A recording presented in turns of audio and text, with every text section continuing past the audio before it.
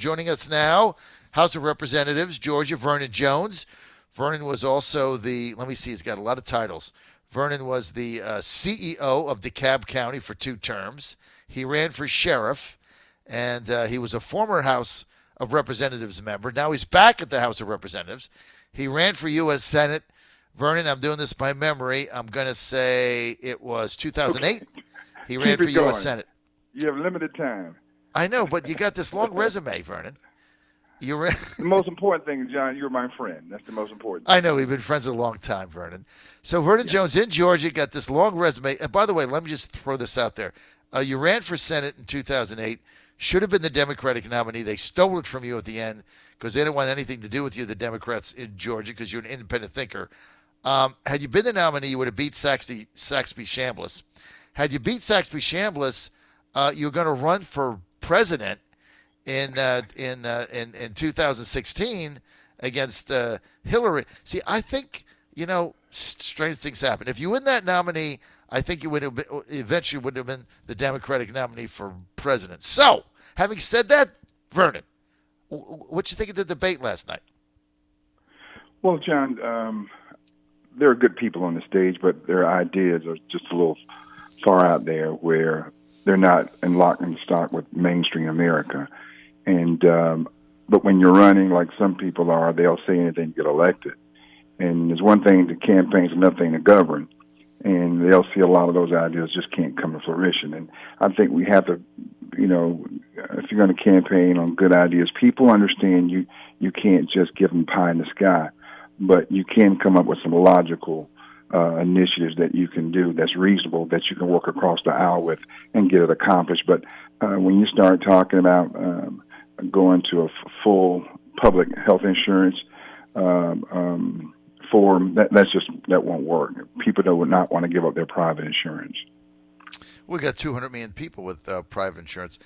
I thought John Delaney from Maryland did a good job last night in pointing that out, but as you watch the, day 1 of round 2 debates last night, just off the top of your head, what was your impression? Who do you think did well and who do you think did not do well? Bernie did pretty well.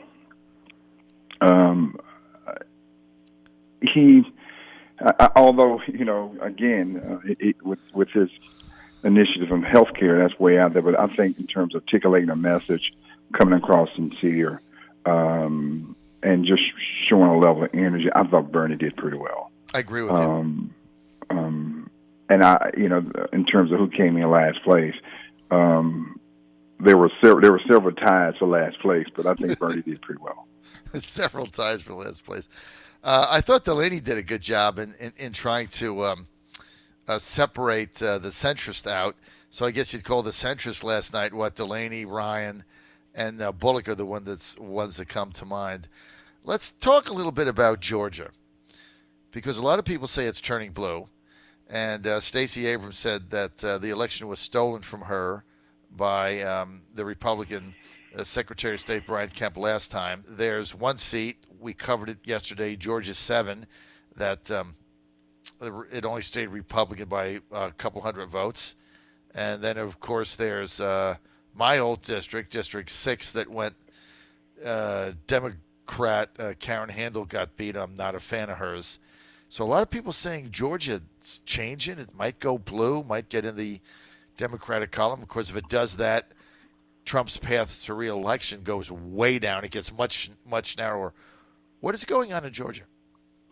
Well, I'll say this. I hear people say all the time, well, Stacey almost won in Georgia. Well, if people can recall, Stacey almost got into a runoff. It wasn't a head-up between her and Brian. She almost got into a runoff. And people know historically when there's a runoff, your Democratic nominee in Georgia, a lot of your base tend not to come out in a runoff. So when I hear that, I just kind of laugh.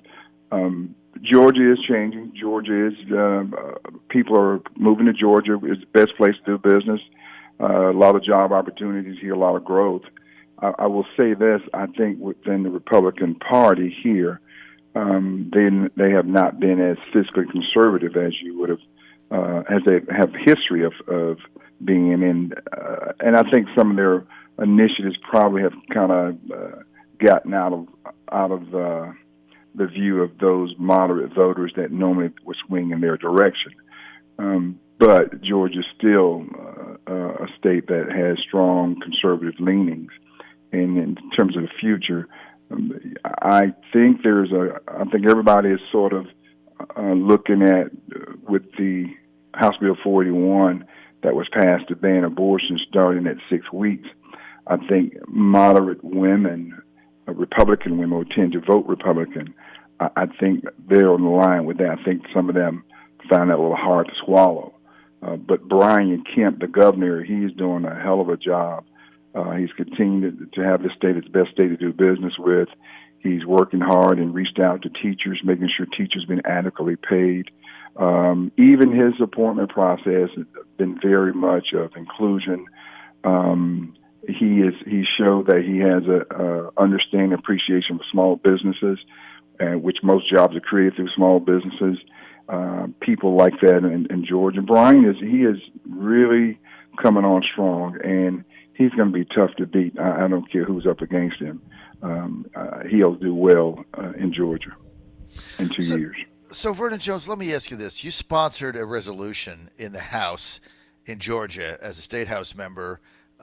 You sponsored a resolution urging the United States Congress to oppose the Green New Deal, which is counter to the trend of liberalism and socialism and left-wingism, or whatever you want to call it, that your party is going.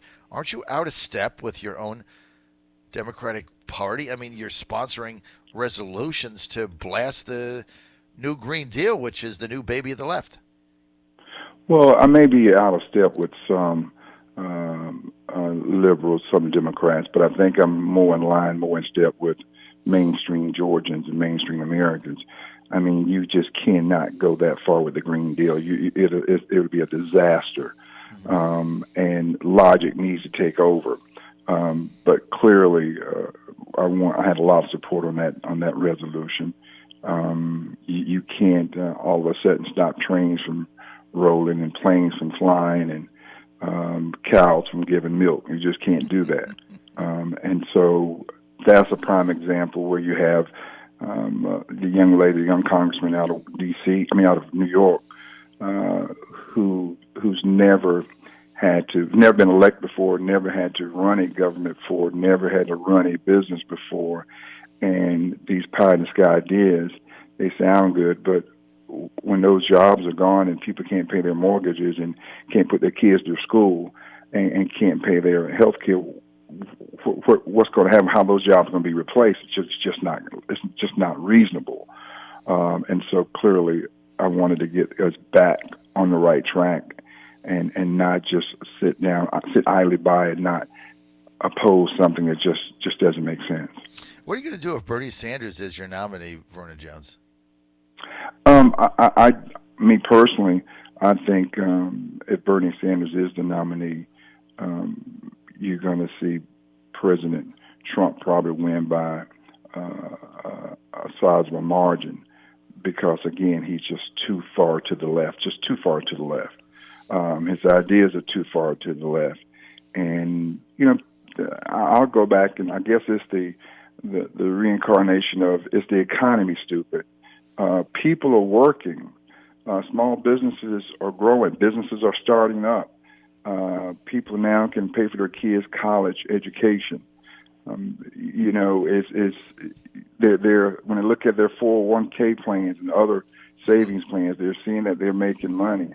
And when you start talking about somebody who wants to come in and start take away tax cuts, someone wants to come in and all of a sudden we're going to give everybody free this and free that, and it's going to cost middle class and other Americans, it's going to hit them in their pocket, just start giving away free stuff. That's just not going to make sense. And I think President Trump is going to do a good job of driving home that message. Have any of the Democratic candidates asked you to back them yet, like Joe Biden or some of the more moderates, because you come from the moderate wing, or are they just writing you off as a Democrat that's not in step with the rest of where their party is going? Well, I think it's pretty obvious that I'm an independent, and have more conservative leanings as a Democrat, traditional Democrat here in Right. Georgia. I just haven't personally. I haven't seen any of the candidates that I would even allow myself to be in a room with, because I'm just looking now. Their policies are just so far out there. I can recall Bob Johnson, the former founder of BET. We're seeing more recently too, Right. that they're getting so far out there until it just doesn't make sense. They're gonna, I think, privately, and you may not see it in the polls, but I think a lot of people privately are saying, I can't support that, but they won't see it in their polls. But Right. when they go to the voting booth, they're going to vote their pocketbooks. Right. Well, you saw the debate last night when, they're falling all over themselves to back the Green New Deal, back Medicaid for all, which John Delaney pointed out would bankrupt every rural hospital in America. And Bernie just refuses to acknowledge the simple math. And Delaney said, look, I've talked to CEOs of hospitals in rural areas, and every one of them would close down if your bill actually passed. So that's the kind of the nonsense that goes out there. That's logic. Not only in Georgia, but in many rural areas across this country, rural hospitals, they're the number one job provider. And if you close them down, those communities will die, and it will have a profound impact on them. And so if we're talking about maintaining accessible health care, and you're closing down, you're doing something to close down or hurt these rural hospitals, that's just not good for the American people. John Fredericks Radio Network, Trucking the Truth Across America, D.C. We're with Vernon Jones. Vernon is a Democrat House of Representatives member of the Georgia State House, represents District 91. That is in the DeKalb County area. Let me ask you something, Vernon. Yesterday, I have a lot of my old Georgia friends coming on. Lisa Babbage coming on yesterday, running, I guess she's a long shot candidate, Republican nominee, GA07. She's up against one of your colleagues, Renee Utterman, then a business person from Lowe's, and I talked to her offline. She says, "Oh yeah, I love Vernon. He's a good friend of mine." So, what's going on in that race? Can the Democrats win that? And what do you think is going to happen in that seat? That's an interesting race. The incumbent was reelected by a small margin. Right. That's one of those counties, Gwinnett County, which is the base of that district. That's one of those counties where you've seen a large change over the past, since the last census, in terms of the demographic of those voters. And so it's sort of like what has happened in some of the other urban counties. And you're seeing a lot of those voters who traditionally voted Republican in those counties, they've moved sort of to other counties as you've seen that transition take place. It's going to be an interesting race. It's going to be a close race, regardless. For one, you're talking about running where there's no incumbent. And when there's no incumbent, many times there's no real name recognition. Right. And so you have to mount a good campaign to drive that home. And it's going to come down to sheer policy, where if one is too far to the right and one is too far to the left, that could make a difference in the election. So a good, moderate, conservative candidate can still win in that area, but it just depends on how they run their campaign, how they mount their campaign. But it's one of those districts. Eventually, it is going to change. It's not if, it's just when. So it is going to go blue eventually. Now, what about Georgia 6, where the airline stewardess beat Karen Handel? We had Brandon Beach on our show, I think, last week, and then somebody running against him. I can't remember her name, but Karen Handel, I think, is maybe running for that seat. Yeah, Karen again. Handel's running. And who is the incumbent there? The airline stewardess. Lucy Macbeth is the incumbent there. She was the one who beat Karen Handel. Nice lady. Brandon Beach came from the chamber in the state senate. Brandon is going to be formidable. Is going to be a competitor. He also was one of the ones who laid a framework on the new Georgia Transportation Initiative. So he's logical. He's reasonable. He really was very much bipartisan in a number of initiatives that he pushed for. He's definitely going to be competitive in that race. All right, so we say Beach there. How about give me your predictions for the Democrat and Republican nominee in the 7th? I guess the favorite, right, would be Renee Unterman, right, because she's a state senator there. And then you got some lady running that was a Home Depot executive, so you kind of got the business angle. And then, of course, Lisa Babbage is branding herself as the Trump candidate. What do you see there, Vernon? Well, Renee she served in local government there in Gwinnett County, had a base there, as well as serving in state senate, one of the chairmen of Health and Human Services. She was the chairman of Health and Human Services. Renee is going to she's going to have the money to run a good campaign. At the same time, on the Democratic side, the young lady who ran the last time, her name's escaping me right now, but having run before, built up numbers, had a campaign. Yeah. You probably end up seeing the two of them on the ticket, or at least running against each other on the November election. But you're seeing John Eads, believe it or not, the old former county chairman of Fulton County, who's moved out there. He's running for that seat on the Democratic side, and he didn't do too well when he ran for mayor. He came in towards the bottom, but he's out there, and several others are running. That is still, candidates are still coming forth in that because it's an open seat. And normally when you do see an open seat, John, it tends to attract a lot more candidates because, no one's running against an incumbent. But Renee is certainly going to be strong out there. It's going to be interesting to watch that one. It's going to be interesting. I think you're spot on. I think you'd have to give the favorites right now in the 7th Georgia to Bordeaux, because she ran last time. She ran a really good race. Mm-hmm. She's got an organization. She's got money.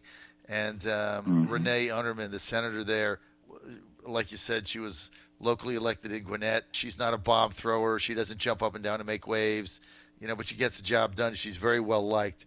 I think she's going to be really tough to beat. And she's going to raise a lot of money, too. Yeah, she's going to raise a lot of money, and that matters. Doesn't always matter, Vernon, as you know. You've been outspent and still won, but it does matter to a certain extent. All right, yeah. I got to go, but final prediction, if the election were held today, is Trump going to get reelected? Prediction right now, yes or no? Yes. Vernon Jones predicts Trump reelected. So do I, Vernon. Vernon Jones, House of Representatives member, Georgia, and an FOJ for 20 years. Fred the John. Thank you, John. John, I downloaded the app, and what did you know? I ended up on the John Fredericks Show. Oh, yeah, download my app, Vernon. Good things happen to you, man. Good things happen. I know. I just got to ask you this one question on the air. Did you ever get married, or are you still single? John, my girlfriend loves me. I want to marry her, but she doesn't want to marry me until I get out of politics. That's something. She doesn't want to be in politics. You better marry that lady, dude. Make your girlfriend download my app, and then she'll there you get have married it, John. to you. I don't know, John, and that might be a tough one because I just told you she wants me to get out of this business so we can, have a private life. But I'm gonna tell her, John. I'm gonna tell her. I don't know. For you, she may do it, John. She may. I know she's gonna do it. Thank you, John. You're a great American. John Fredericks Radio Network. Vernon Jones, thank you.